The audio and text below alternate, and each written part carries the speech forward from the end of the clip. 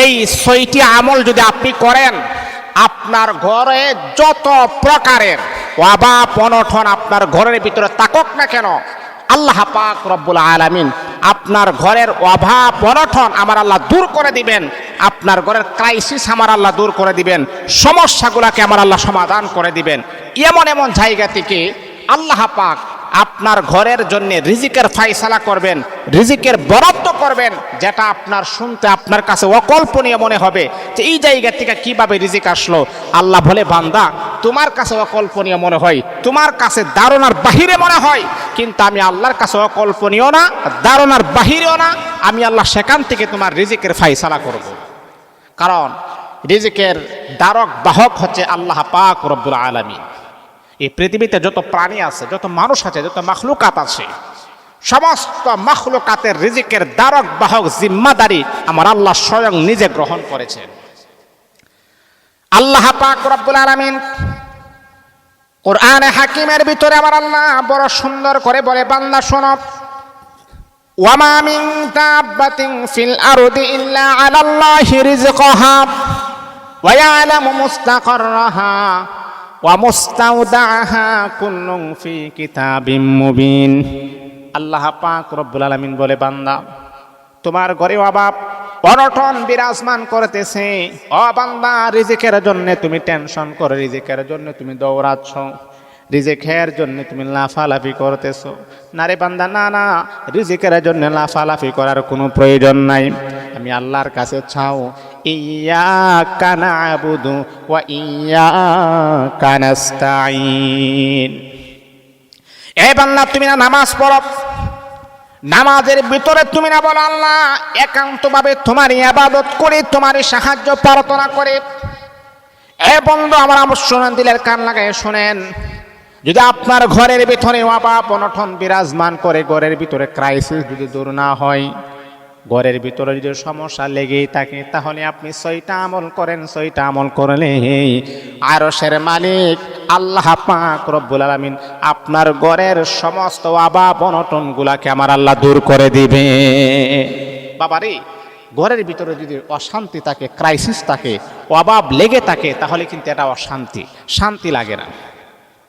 মনের ভিতরে শান্তি আসে না, মনের ভিতরে প্রশান্তি লাভ করে না। কারণ ঘরের ভিতরে ক্রাইসিস, ঘরের ভিতরে অভাব, ঘরের ভিতরে সমস্যা, এই সমস্যাগুলোকে আমাদেরকে দূর করতে হবে, তা না হলে ঘরের সমস্যা সমাধান হবে না। তাহলে কি করবেন আপনি? আমি আপনাকে কিছু ফর্মুলা দেই, কোরআন এবং হাদিস থেকে আমি বলছি, শুনেন। এটা আল্লাহ পাক রব্বুল আলামিন জানায় দিয়েছেন, যেই ঘরের ভিতরে এরকম ক্রাইসিস চলে, যেই ঘরের ভিতরে এরকম সমস্যা চলে, এই প্রত্যেকটা সদস্যকে আপনি বলেন 6টা আমল করার জন্য।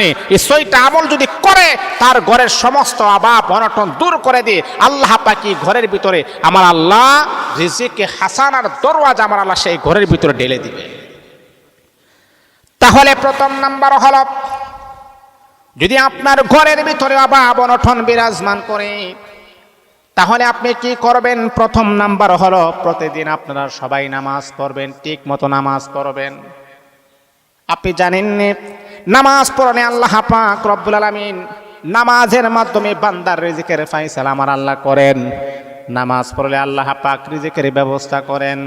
আল্লাহ কুরআনুল কারীমের ভিতরে আমার আল্লাহ বলেন, ওয়ামুর আহলাকা বিসসালাতি ওয়াসতাবির আলাইহা। ও নবী, আপনি বলেন নামাজ পড়ার জন্য, শুধু আপনি নামাজ পড়বেন তা নয়, আপনার পরিবার পরিজনকে বলেন নামাজ পড়ার জন্য। লা নাসআলুকা রিজকা। ও নবী, আপনি তাদেরকে জানায়া দেন, আমি আল্লাহ তাদের কাছে রিজিক চাই না। নাহনু নারযুকুকা ওয়াল আকিবাতু লিত্তাকওয়া। আমি আল্লাহ তাদের কাছে রিজিক চাই না, সমস্ত মানুষের রিজিকের দায়িত্ব আমি আল্লাহ নিজে গ্রহণ করেছি। তামাম পৃথিবীর সমস্ত মানুষকে আমি আল্লাহ রিজিক দান করি। নবী, আপনি বলেন তারা নামাজ পড়ার জন্য, আমি তো তাদের কাছে রিজিক চাই না, আমি তাদেরকে রিজিক দিই। তাহলে 1 নাম্বার হলো, প্রতিদিন প্রত্যেক ওয়াক্ত 5 ওয়াক্ত নামাজ নিয়মিতভাবে আপনি আদায় করবেন। আপনার ঘরের সদস্য সবাইকে আপনি বলবেন নামাজ পড়ার জন্য, আপনার মেয়েকে বলবেন নামাজ পড়ার জন্য, আপনার ছেলেকে বলবেন নামাজ পড়ার জন্য, আপনার স্ত্রীকে বলবেন নামাজ পড়ার জন্য, আপনার সন্তানকে বলবেন নামাজ পড়ার জন্য। যেই ঘরে নামাজ সঠিকভাবে আদায় করা হয়, সেই ঘরটাকে আমার আল্লাহ জান্নাতি ঘর বানায় দিন। সেই ঘরের ভিতরে অশান্তি থাকে না, শুধু শান্তি আর শান্তি, শান্তি আর শান্তি আমার আল্লাহ দান করবেন। তাহলে এক নাম্বার হলো আপনার ঘরের অভাব অনটন দূর হবে যদি আপনি নামাজ পড়েন। প্রত্যেকটা সদস্য যদি নামাজ পড়ে, আল্লাহ পাক রব্বুল আলামিন সেই ঘরের অভাব অনটন আমার আল্লাহ দূর করে দিবেন, এক নাম্বার। দুই নাম্বার হলো, ও বন্ধু আমার, প্রত্যেক দিন আপনি এই জিকিরগুলো আপনি করবেন। আলহামদুলিল্লাহ, সুবহানাল্লাহ, আলহামদুলিল্লাহ, আল্লাহু আকবার। প্রত্যেক দিন আপনি 100 বার আপনি পড়বেন। সুবহানাল্লাহ 100 বার, আলহামদুলিল্লাহ 100 বার, আল্লাহু আকবার 100 বার আপনি পড়বেন। এই জিকিরগুলো আপনি শুধু পড়বেন তা নয়, আপনার ঘরের সদস্যদেরকে আপনি বলবেন সুবহানাল্লাহ 100 বার পড়ার জন্যে, আলহামদুলিল্লাহ 100 বার পড়ার জন্যে, আল্লাহু আকবার 100 বার পড়ার জন্যে। তাহলে আপনার ঘরের সদস্য একজন যদি পড়ে 100 বার 100 বার 100 বার করে 300 বার, আল্লাহ পাক রব্বুল আলামিন এই ঘরের ভিতরে আমার আল্লাহ বরকত নাজিল করবেন, অভাব অনটন দূর করে দিবেন। সেই ঘরটাকে আমার আল্লাহ প্রশান্তময় ঘর বানায়া দিবেন। তাহলে 2 নাম্বার হলো এই জিকিরটা আপনারা করবেন সুবহানাল্লাহ 100 বার। কয়বার? এই কথা বলবেন না, কয়বার? 100 বার। আলহামদুলিল্লাহ 100 বার, আল্লাহু আকবার 100 বার, 300 বার পড়বেন। নিজে পড়বেন তা নয়, আপনার মেয়েকে বলবেন, আপনার ছেলেকে বলবেন, আপনার স্ত্রীকে বলবেন, আপনার বাবাকে বলবেন 100 বার এই জিকিরটা পড়ার জন্যে। তাহলে 2টা আমল ঘরের অভাব দূর হওয়ার জন্যে। 2 নাম্বার কি? সুবহানাল্লাহ 100 বার, আলহামদুলিল্লাহ 100 বার, আল্লাহু আকবার 100 বার, 2টা আমল। এবার 3 নাম্বার আমলে আসি। 3 নাম্বার হচ্ছে, এখন আপনি খুবই ক্রাইসিসে আছেন, খুবই অভাবে আছেন, টাকা পয়সার খুবই ক্রাইসিস।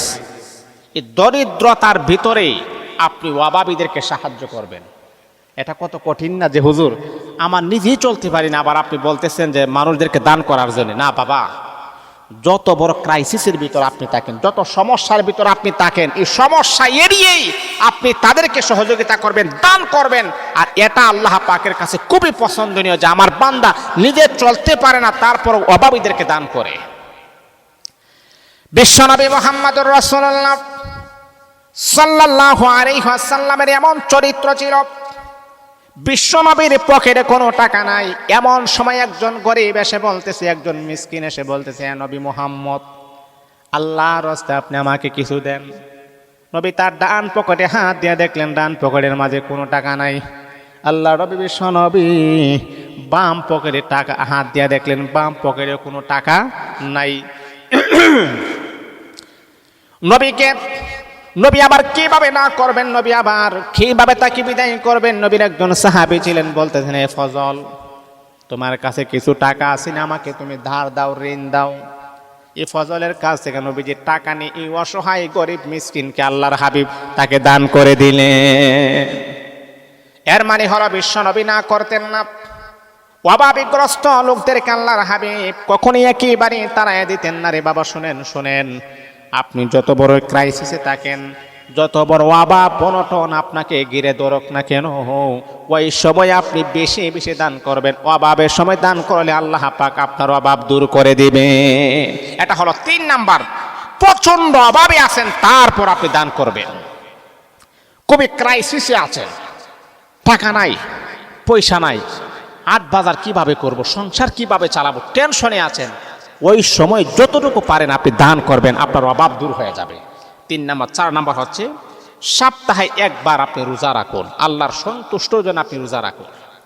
সপ্তাহে 1 বার আপনি রোজা রাখুন, কারণ রোজাদার ব্যক্তির দোয়া আল্লাহর কাছে কবুল হয়ে যায়। রোজা রাখা অবস্থায় মালিকের কাছে আপনি দোয়া করবেন, রব্বুল আলামিন, আয় আল্লাহ, তোমার হাবিব বিশ্ব নবী পিয়ারা নবী মুহাম্মদুর রাসূলুল্লাহ সাল্লাল্লাহু আলাইহি ওয়াসাল্লাম বলেন, রোজাদার ব্যক্তির আল্লাহর কাছে 2 কানা হাত বাড়ায় তুমি নাকি দোয়া সাথে সাথে কবুল করে তা করি। আল্লাহ, ও আল্লাহ, আমি তো রোজা রেখেছি তোমার সন্তুষ্টর জন্য, তোমার হাবিবের সন্তুষ্টর জন্য। রব্বুল আলামিন, আল্লাহ, এমন এমন বিপদের সম্মুখীন হয়ে আছি, এমন এমন ক্রাইসিস আমাকে দেখা দিয়েছে রে আল্লাহ, এই সমস্ত অভাব অনটন গুলাকে তুমি দূর করে দাও। কারণ রোজাদার ব্যক্তির দোয়া আল্লাহ পাক রব্বুল আলামিন অতি দ্রুত আমার আল্লাহ কবুল করে নেবেন। এই জন্য আপনি যদি পারেন সপ্তাহে একবার হলো আপনি রোজা রাখবেন, আল্লাহর কাছে আপনি দোয়া করবেন, অভাব দূর হয়ে যাবে। এটা হলো 4 নাম্বার। 5 নাম্বার হলো কোরআন পড়ুন ও পরিবারের সাথে পড়া শুনুন। নিজেও কোরআন পড়ুন, পরিবারকে বলেন কোরআন পড়ার জন্য, না পারলে তাদেরকে বলবেন যে পারে তার কাছ থেকে কোরআন পড়াটা শুনো। কারণ কোরআন পড়লে রহমত নাজিল হয়। ওয়া ইযা কুরিআল কুরআন ফাসতামিউ লাহু ওয়া আনসিতু লাআল্লাকুম তুরহামুন। কোরআন পড়বেন, শুনবেন, দুইজনের উপরে আল্লাহ পাক রব্বুল আলামিন রহমত নাজিল করে দিবেন। আল্লাহর রহমত অবধারিত হয়ে যায়, তাদের উপর আল্লাহ পাকের রহমত নাজিল হয়। এই জন্যে ঘরের ক্রাইসিস, ঘরের অভাব অনটন দূর করার আরেকটা মাধ্যম হচ্ছে 5 নাম্বার হচ্ছে কোরআন পড়তে হবে, কোরআন শুনতে হবে। পারবেন তো ইনশাআল্লাহ? কোরআন পড়লে আল্লাহর সাথে বান্দার সম্পর্ক হয়, আল্লাহর সাথে বান্দার কথা হয়, আল্লাহর সাথে বান্দার গভীরতা বাড়ে। এই জন্য কোরআন পড়বেন, কোরআন শুনবেন, সমস্ত অভাব অনটন আমার আল্লাহ দূর করে দিয়ে শান্তিময় জীবন আমার আল্লাহ লাভ করাইয়া দিবেন। 5 নাম্বার। 6 নাম্বার হচ্ছে নামাজের পরে এই দোয়াটা আপনি পড়বেন। নামাজের পরে আল্লাহুম্মা কফিনি বিহালালিকা আন হারামিক ওয়া আগনিনি বিফাদলিকা আম্মান সিওয়াক।